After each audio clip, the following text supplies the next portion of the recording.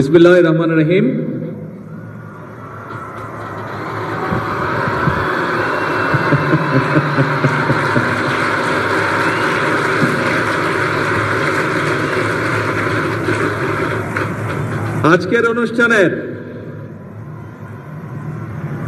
আজকের এই নতুন করে স্পোর্টস অনুষ্ঠানের চিফ গেস্ট কারা বলেছি আমি।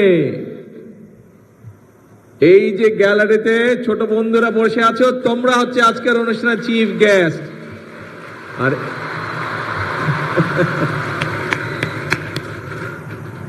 আমার আজকের এই নতুন করে স্পোর্টস অনুষ্ঠানের সম্মানিত ছোট বন্ধু চিফ গেস্টরা এবং অনুষ্ঠানের সভাপতি সহ আমন্ত্রিত অতিথিবৃন্দ, আসসালামু আলাইকুম। আমার কাছে একটা বড় বক্তৃতা আছে, দেখতে পাচ্ছ বন্ধুরা, কিন্তু তোমাদের বক্তৃতা শুনতে ইচ্ছা করছে, আমার কিন্তু বক্তৃতা দিতে ইচ্ছা করছে না।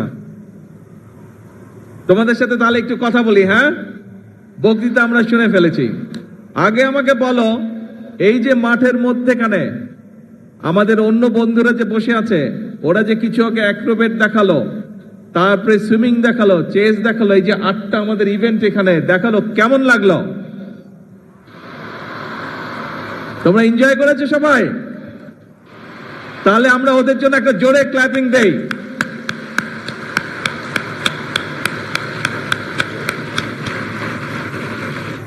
এখন এই যে আজকের এই অনুষ্ঠানটা, এই যে নতুন করে স্পোর্টস, এইটার আইডিয়াটা কিভাবে আসলো সেই গল্পটা আমি তোমাদেরকে বলবো। বেশি বড় গল্প না, ছোট গল্প। শুনবে?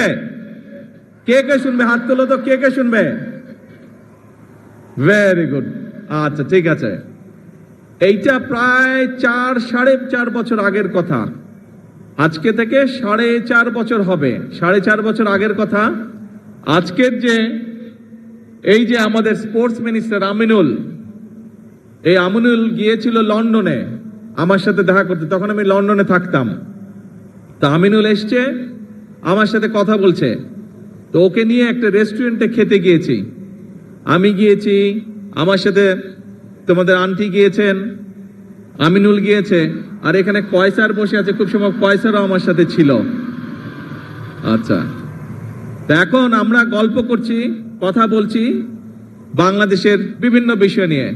তারপরে আমরা কথা শুরু করলাম, যেহেতু আমিনুল স্পোর্টসের মানুষ, আমি একটু স্পোর্টস নিয়ে আলাপ শুরু করলাম, যে স্পোর্টস নিয়ে আমরা কি কি করব, বিভিন্ন বিষয়ে আলাপ করলাম। আলাপ করতে করতে এক পর্যায়ে আমরা খাবার টেবিলে বসে ঠিক করলাম যে আমরা নতুন করে স্পোর্টস চালু করব বাংলাদেশে। আর এই নতুন করে স্পোর্টসে কারা থাকবে? এই যে তোমরা আজকের এই গ্যালারিতে বসে আছো, তোমাদের সাথে কিন্তু আরো প্রায় সবগুলো জেলা কিন্তু অনলাইনে কানেক্টেড, কিন্তু সারা বাংলাদেশ কিন্তু তোমাদের সাথে কানেক্টেড। সব বাংলাদেশের নতুন করির বন্ধুরা, ছোট বন্ধুরা, তোমাদের সকলকে আমি বলছি, শুধু সিলেটে যারা তারা না, পুরো বাংলাদেশকে আমি বলছি, সব বন্ধুদেরকে, এইটা হচ্ছে আজকে তোমাদের অনুষ্ঠান। কিন্তু কেন আমরা এই আইডিয়াটা ঠিক করলাম, কেন আমরা করতে চাচ্ছি? আমি চাই আর্কিটেক্ট তৈরি হবে এবং তোমাদের ভিতর থেকে ভবিষ্যতে নেতৃত্ব তৈরি হবে। এই দেশকে তোমরা নেতৃত্ব দিবে, তোমরা সামনে এগিয়ে নিয়ে যেতে হবে। তোমাদেরকে পারবে? ইয়েস। তোমাদের মধ্যে থেকে এমপি হবে, মন্ত্রী হবে, প্রধানমন্ত্রী হবে, প্রেসিডেন্ট হবে তোমাদের মধ্যে থেকে, এই বাংলাদেশের। হবে না? ইনশাআল্লাহ। এখন বন্ধুরা আসো আমরা আবার খেলায় চলে আসি। পড়ালেখা তো সবাইকে করতে হবে, পড়ালেখা কিন্তু মাফ করা যাবে না। কিন্তু পড়ালেখার পাশে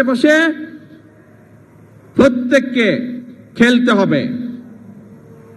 হবে, নিজেদেরকে তৈরি করতে হবে।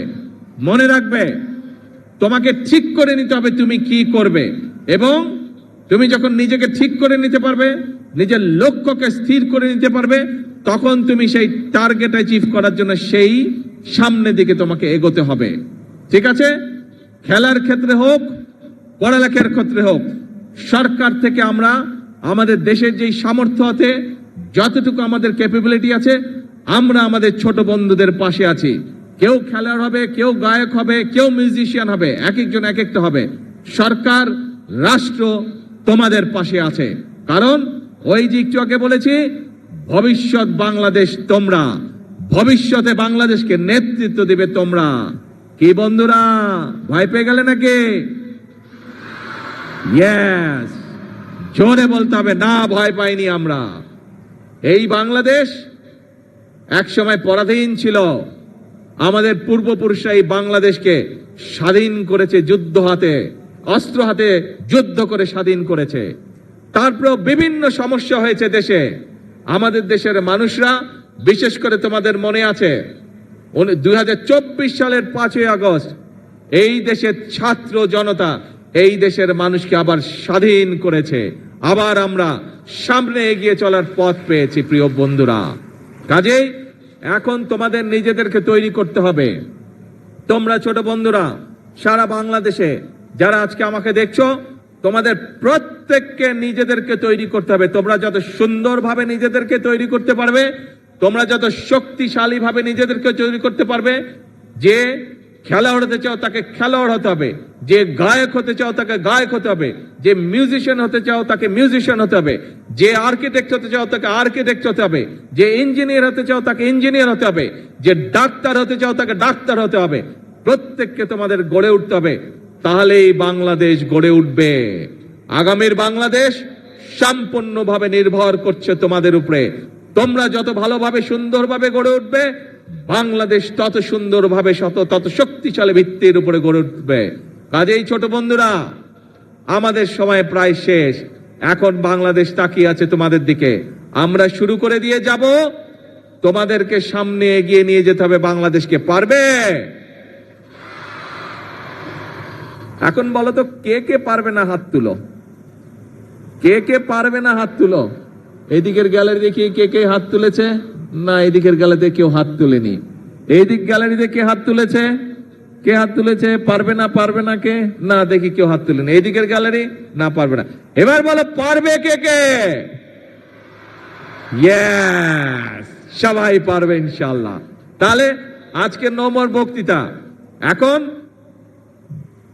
বিষয় অল্প, পড়তে হবে, নিজেকে রেডি করতে হবে, আর খেলতে হবে।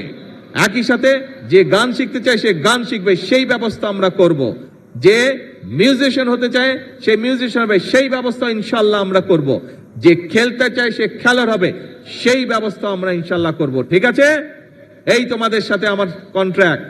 কিন্তু ওই যে প্রথমে যেটা বললাম, তোমাদের সকলকে বাংলাদেশের অ্যাম্বাসেডর হতে হবে। অ্যাম্বাসেডর হতে হবে, হবে তো? ইয়েস। তাহলে আজকে আমার কথা শেষ। আকাশ খারাপ, বাড়ি যেতে হবে সবাইকে। ভিজা চলবে না, ভিজলে আবার জ্বর আসবে, আম্মু বকা দিবে কিন্তু। ঠিক আছে? ভেজা যাবে না। আমরা অনুষ্ঠান শেষ করে দিব তাড়াতাড়ি, সোজা সুন্দর বাড়িতে যেতে হবে। ঠিক আছে? আর আজকে থেকে সকলকে প্রতিজ্ঞা নিতে হবে যে এই বাংলাদেশ তোমার, এই বাংলাদেশকে গড়ে তুলবে তুমি, এই বাংলাদেশকে বিশ্বের বুকে পরিচিত করাবে তুমি, তুমি আর তুমি। আল্লাহ হাফেজ। বাংলাদেশ জিন্দাবাদ।